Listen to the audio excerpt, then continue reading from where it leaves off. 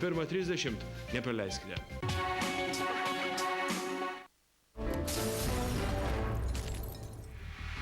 Išlipusių iš vandens narų veiduose pastebime nerimą ir išgąstį.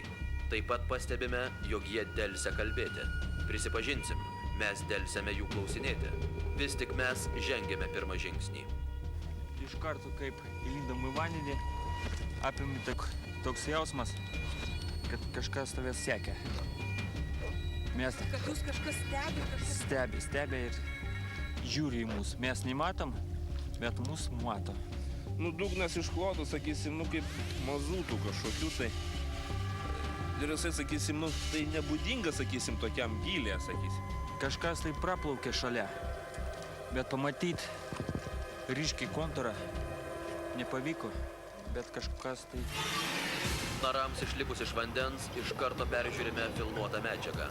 Čia pat, vis dar su narų kostiumais, jie komentuoja kiekvieną po vandeniu buvusią minutę, kuri jiems virto tikru košmaru. Netgi buvo, kad ir kvėpuoklė jums išmušė iš dantų kažkas tokio? Neišmušė, bet kažkoks tai debesėlis prabėgo iš kairės pusės. Aš iš pradžių pagalvojau, kad mano kolega, bet tą akimirką jisgi iš dešinės pusės mano.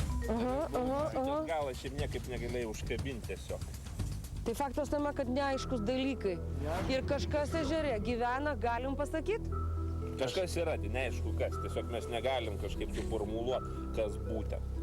Nes čia, kaip čia, čia ne daiktas, ne žmogus, tai nesuprasiu. Kažkas, tai o kas tas kažkas, tai sunku pasakyti. Šiaip jausmas nemalonus.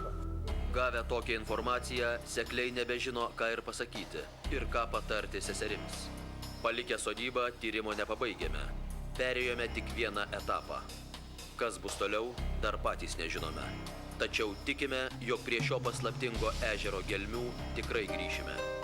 Juk kas iš tiesų juose gyvena, niekas dar negali paaiškinti. Štai tokios tokelės.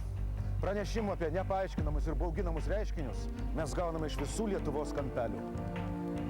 Kitą antradienį pasakojimas moters, kuri tik mūsų tyrimo dėka sužinojo, kad ji gyvena su vyru vilkolakiu ir specialiomis kameromis užfiksuotas Nemenčinės dvaro vaiduoklis.